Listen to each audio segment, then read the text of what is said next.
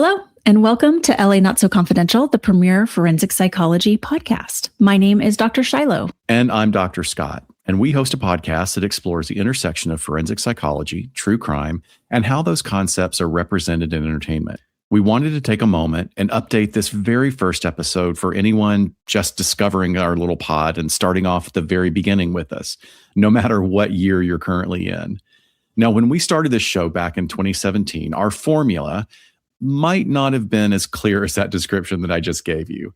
Our first recording of our first episode that night, we were just two best friends who happened to be forensic psychologists actively working in this profession in actual forensic settings. And we saw a void in the podcast space of people talking about the real ins and outs of this job and how it relates to true crime and the legal system. We were hoping to find an audience that would be interested in us sharing some real clinical research that we found endlessly fascinating.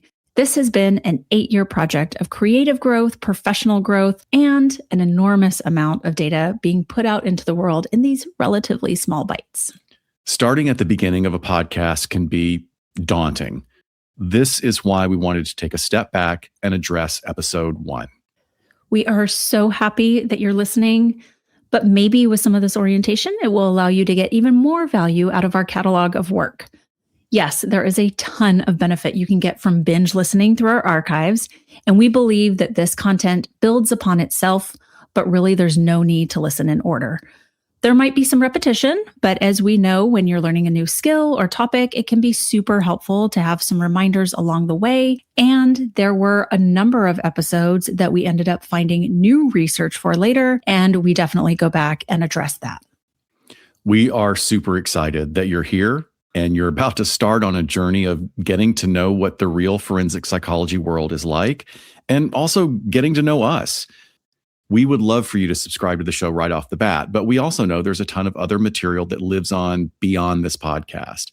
You can visit our website, which is linked in the show notes, to peruse all of our resources, and there are a lot of them for each episode, as well as links to guest spots that we've done on other shows and just a ton of other information. And you can also go over to our YouTube channel where we hosted a live show called Behind the Couch, where we typically talk to other people in the true crime, criminal justice world. Our Patreon is also still up and running, and anyone can join for just $1 a month to have access to all of that content there as well. With that, we hope you enjoy this bumbling first introductory episode to get to know who we are and why we started doing this in the first place. We hope that you'll show us some grace with the technology, the sound quality or lack thereof, and also with us finding our way as hosts. Trust us, it gets better with time, and we hope that you have as much fun listening as we did recording. Let us know what you think. Thanks, folks.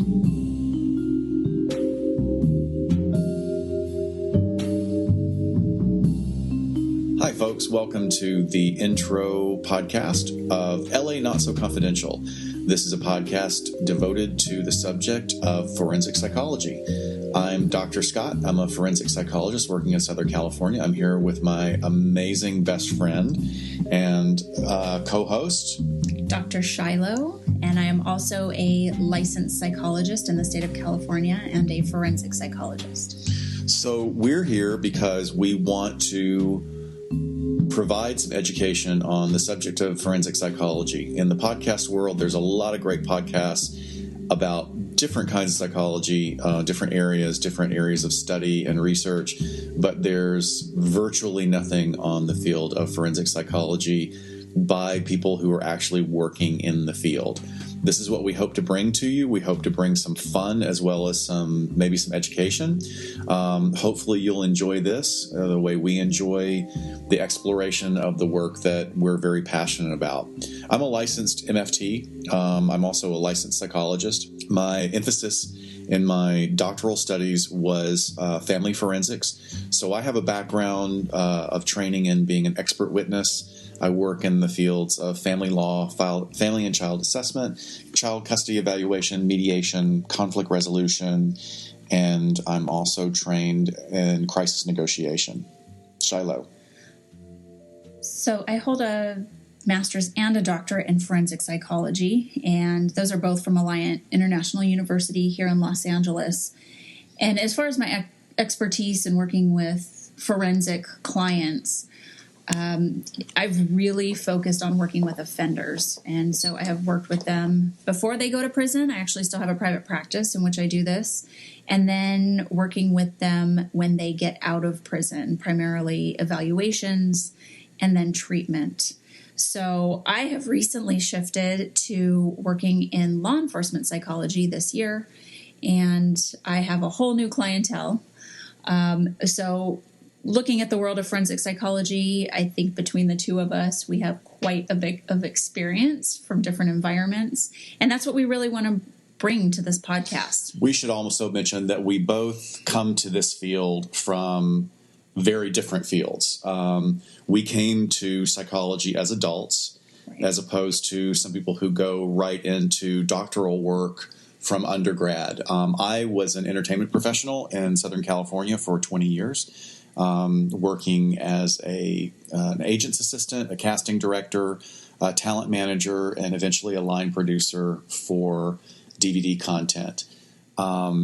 And Shiloh has additionally a fascinating background as well. Tell us about that. Well, I worked in law enforcement for 10 years, and 7 of those 10 years I was a police officer. So And you come from a very heavy law enforcement family. Right. So I like to tell my clients now I am a daughter, sister, wife of law enforcement officers. So I have lived and breathed that life for a long time, which brings a really unique perspective, I'm sure.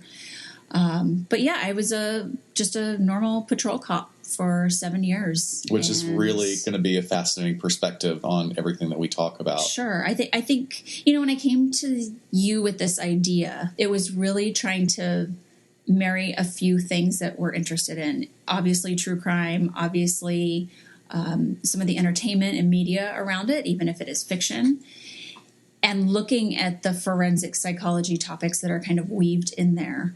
But I also felt like the other podcasts and other entertainment outlets that I turn to are constantly asking for experts in the area to come in and talk because maybe they don't have that expertise, which is sometimes entirely the whole point. It's just entertainment based.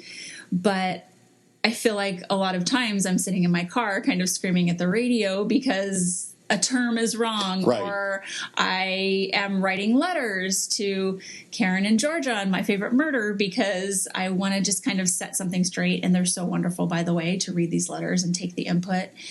But for us to really be the subject matter experts, right, and apply that to all of the above. So hopefully we're going to be able to give you a perspective on what we do in our work.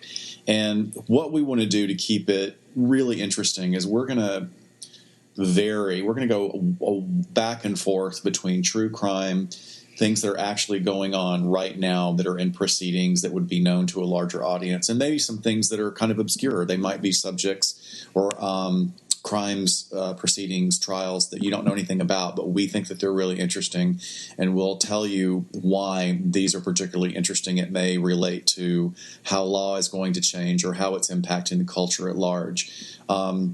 We also are going to be bringing in other experts in the field. We're going to be bringing in law enforcement experts as well as mental health experts that go even farther and deeper in those certain areas of expertise than we do, because we always want to challenge our own fixed notions about things. We want to make sure somebody comes in and shakes us up a little bit as well. Absolutely.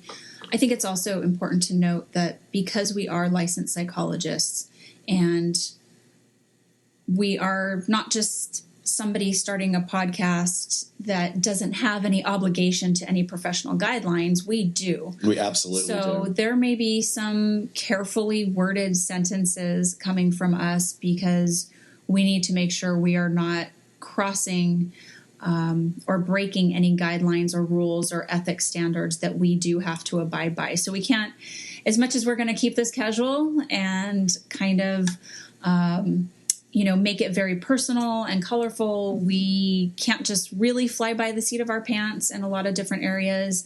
We may even have to stay away from certain cases that are sensitive to the agencies that we work with.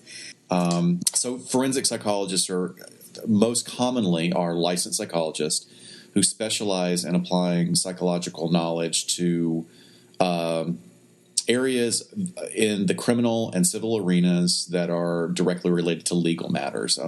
We hold graduate degrees in psychology, and those are either a PhD or a PsyD. Sometimes you can have an ED, which is an educational psychology degree, but that's very rare. Yeah, I would say the simplest way to think about it is anywhere where psychology and the criminal justice system overlap, which could be huge. I mean, I have friends that are doing child custody evaluations for courts. Your experience with working in the prisons, just doing evaluations for courts, competency to stand trial, insanity evaluations, sexually violent predator evaluations. Anywhere where those areas overlap, that's going to be your forensic psychology.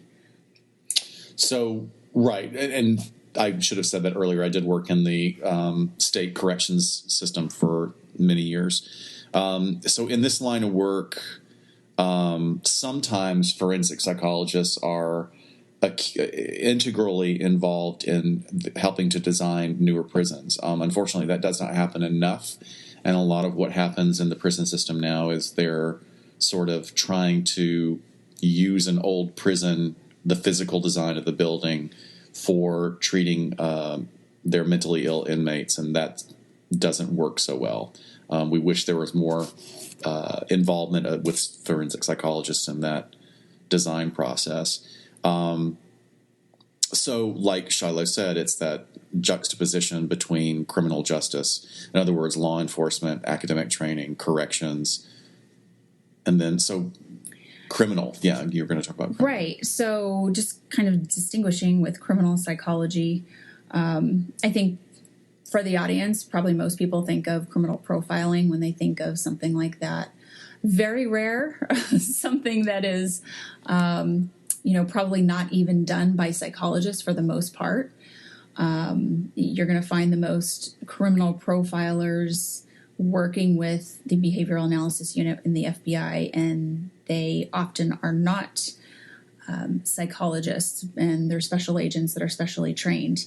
But there are case-specific type of consultations that law enforcement psychologists can be a part of. If you're working with a law enforcement agency that wants some input on their cold case or their unsolved serial killer or serial rape case, that they may go to somebody that works with their department as a psychologist and has expertise in the background. I'm sorry, I'm laughing because I always think I have to explain to people we're not BD Wong, kind of like just hanging out around the Law and Order police office. I love those episodes where BD just suddenly shows up and drops some wisdom on. When I got this most recent job, my brother goes, "You're that guy." And that's exactly what he was talking about. I don't know. No offense to BD Wong. He's a wonderful actor. We just wish it was a little bit more accurate about how law enforcement psychologists are fold into that. Don't worry. If this part seems dry, we're going to weave in a hefty amount of entertainment for you with all of those shows that you guys love so much.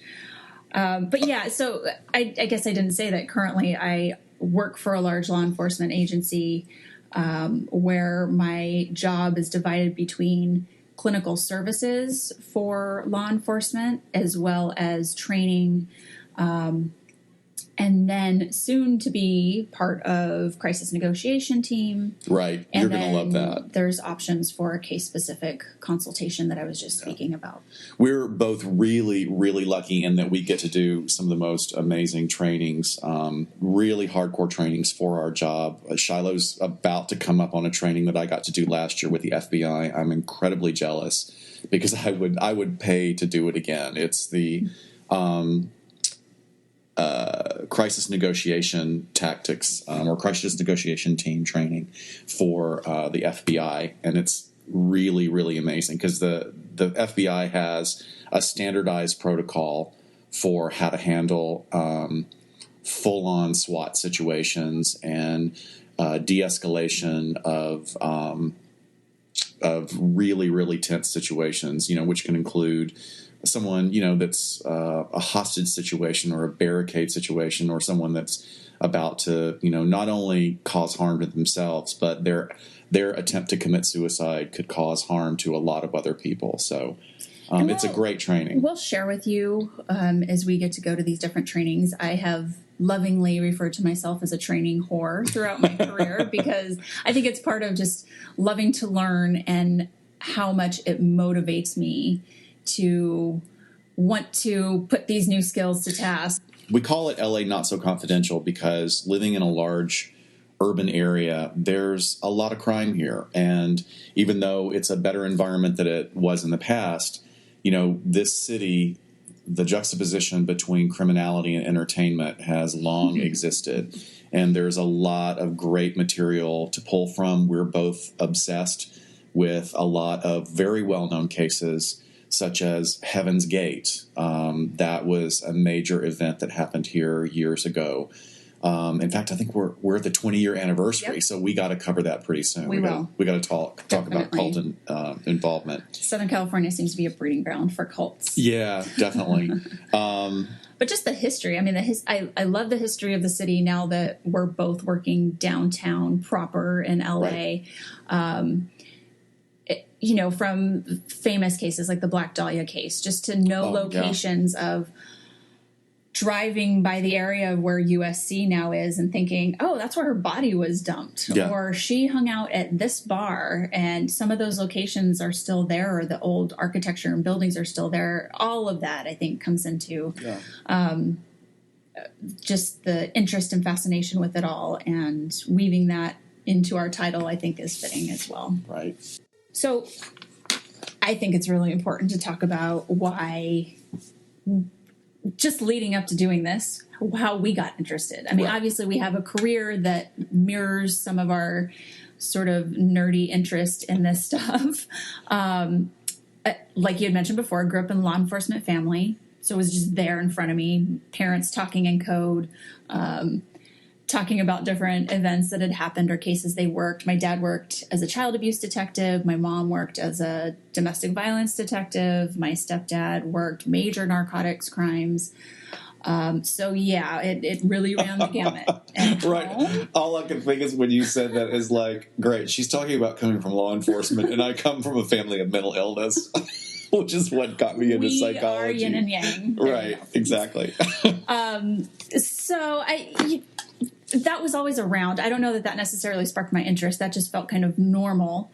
But really early, I mean, I grew up in the 80s, so my parents would watch things like Unsolved Mysteries, which was the creepiest shit ever for a kid. Yeah, you're right. I mean, and I know there's other podcasts that talk about how nostalgic hearing the host voice or hearing the music, to me, it's frightening. I mean,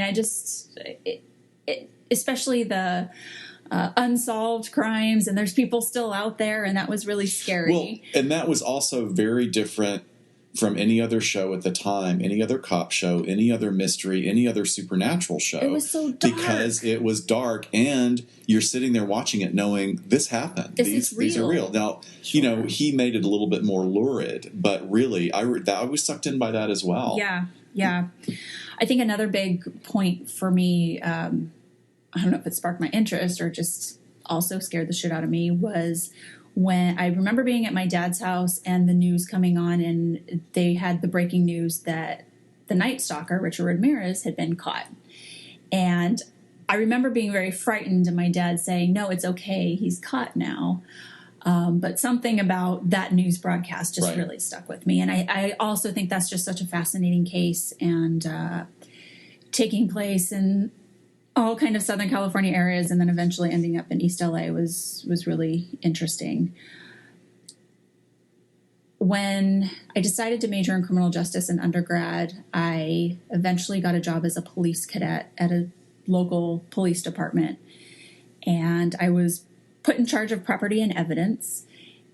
And I think my first obsession was the JonBenet Ramsey case. Yeah, that's a big one.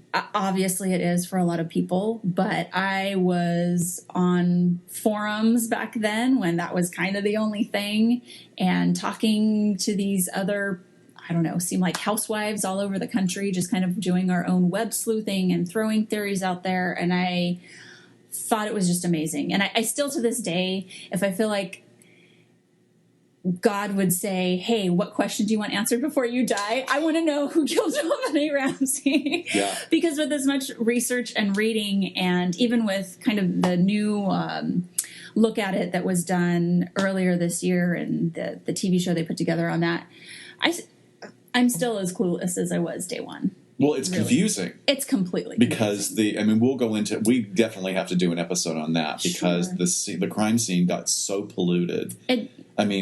It's not if we'll ever know. And that's what the experts have really said. You look at Dr. Henry Lee, and he has re-examined that scene and just said this will never be solved. Yeah, because of the evidence being destroyed. So, but for me, that was a real big obsession. And after that, I ended up graduating and getting a job as a police officer. And then, a couple of years later, started my graduate studies. So it stayed with me. I remember, turning to podcasting. That is sort of new for me. I know it's not for you, but do you want to talk a little bit how you got interested in true crime? Well, yeah, my intro to it was a little bit different because I wasn't from a law enforcement family. And I worked in entertainment, and I think that there were two seminal things that grabbed my attention. One, I remember I was living in Chicago back in the late 80s for a couple of years after I got out of undergrad. And I remember when Oprah was not a huge show, but it was the show to watch because there was always something interesting on it. Right. And it was when they interviewed Ray Buckey from the McMartin preschool hearings. And I had never heard of it because at that time in my life I was young and dumb and did not stay up on current events. But here I'm watching this show. Right. And I remember, I think I was eating dinner or something, and the fork stopped halfway to my mouth as they were interviewing him, because even in my ignorance of world events and, I was living a different life then, I thought, this guy's innocent. Wow. As clear as a bell, it came to me, this guy is innocent. This is messed up. And I became obsessed with that. But that was, before we had so much information accessible from a computer, where now you can get all sorts of stuff. But that stayed with me for years, all through my other career in entertainment, just always wondering. And there's some other things that have recently come up about that are really shocking. Shocking in that family, the Buckys, the McMartins, they were completely failed by the justice system and by the mental health system as well. And we'll talk more about that. Did I ever tell you that my dad was called in as a special investigator? No, shit. Okay, How Dad, did you not might tell have me to that? be a guest. Okay, we got to get your dad in. I did not know that. That's great. Yes, I know. And then the other thing was a show that was people who are not familiar with it, or watch a lot of reality television now, don't realize how little of it there was back in the early 90s. And as cable expanded, the networks had to generate content, sure.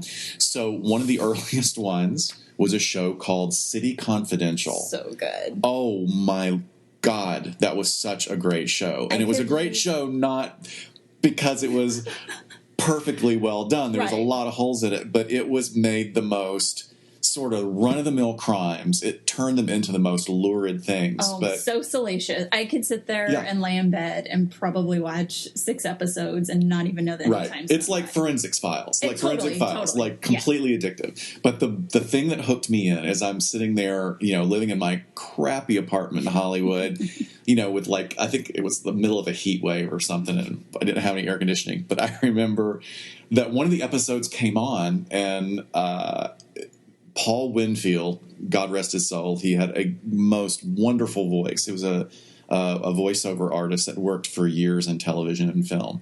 And he had this gravelly voice. He would speak like this. And he caught me because the episode was about something that happened in my hometown. Oh my God. And the way he described my hometown, which is Huntsville, Alabama, was The rich upper crust of Huntsville, Alabama didn't like the low-life trash from Birmingham coming in. So perfect. Which one were you, by the way? Well, that's Little Evie. I was not rich upper crust of Huntsville.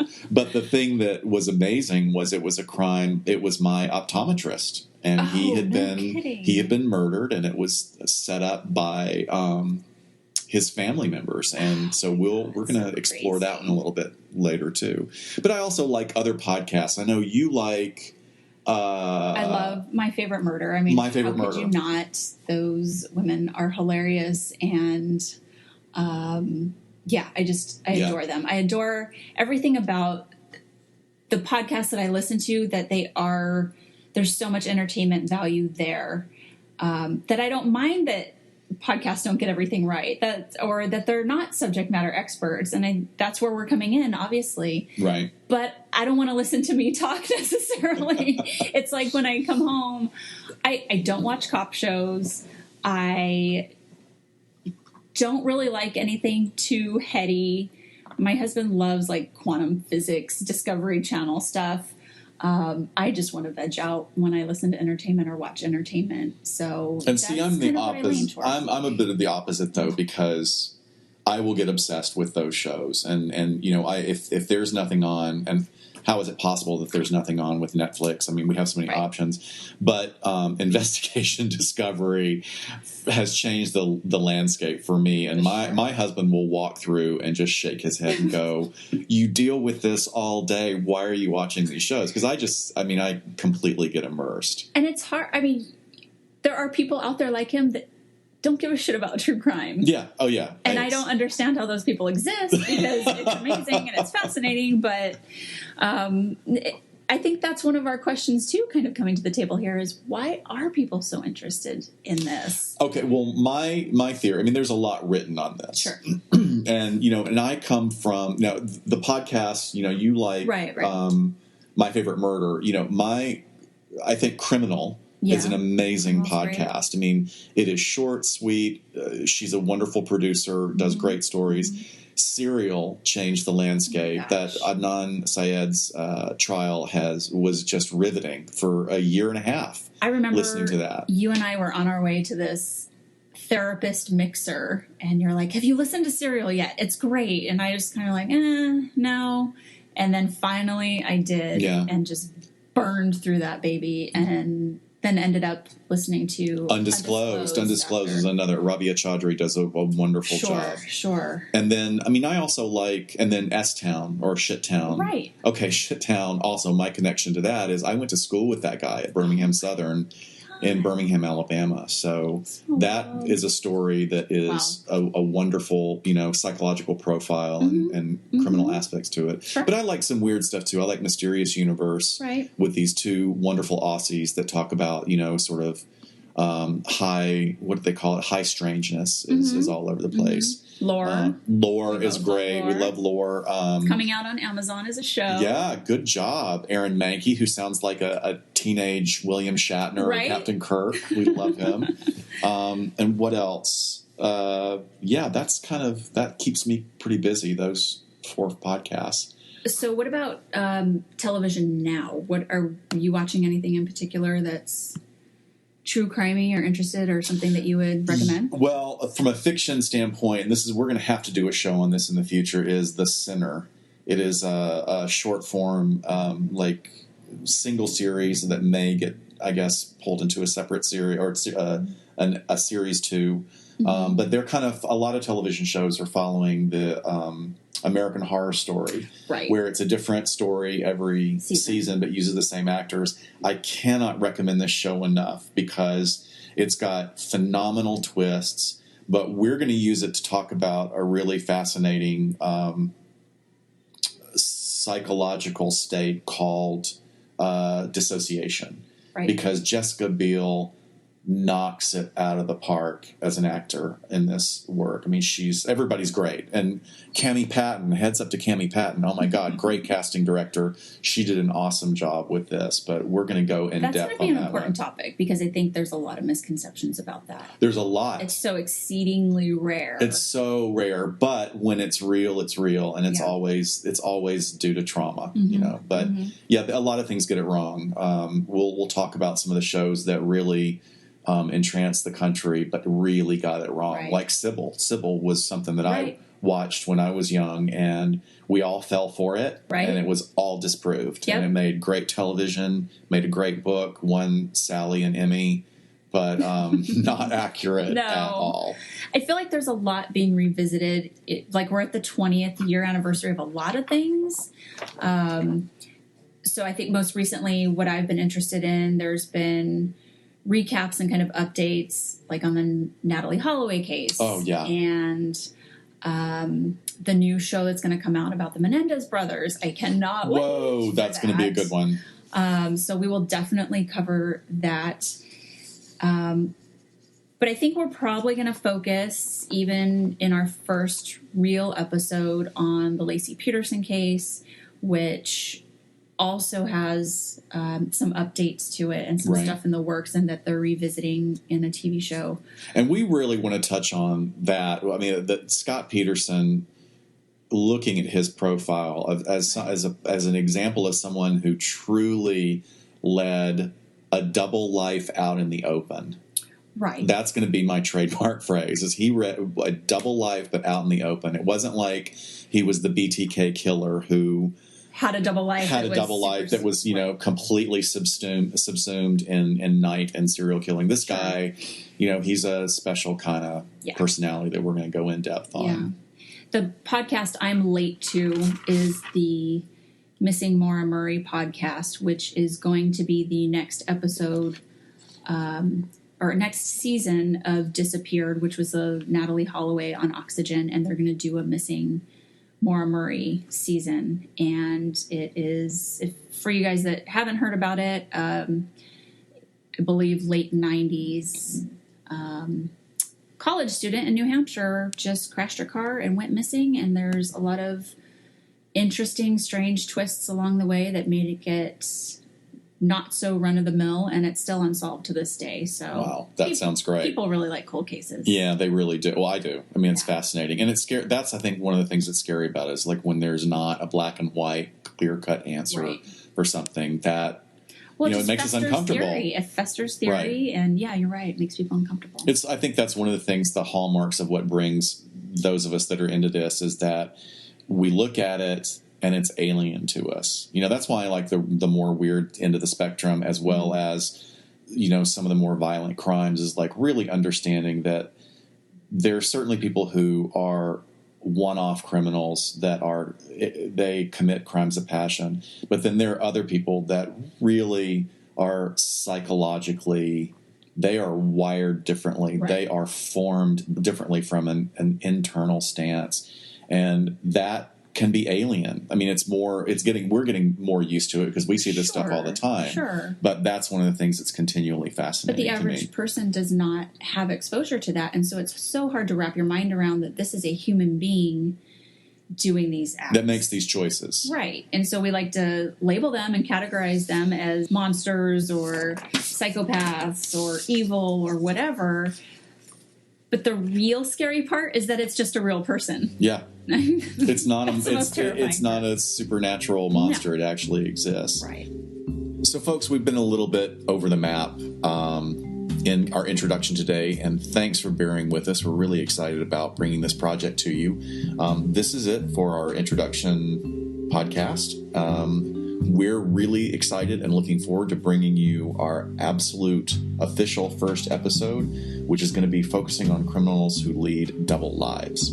So we're going to definitely explore Scott Peterson, and I really would like to get into some of the new theories that are out there now and developing about the murder. But please let us know what you want to hear about. Definitely. We want your ideas. We want your input. So here's a few ways that you can contact us. Our email address is lanotssoconfidential@gmail.com. Our Twitter handle is LA Not So Pod. You can find us on Instagram at LA Not So Podcast. And then on Facebook, you can find us on the page LA Not So Confidential. So thank you so much. And this has been LA Not So Confidential. Thanks a lot, folks. Bye.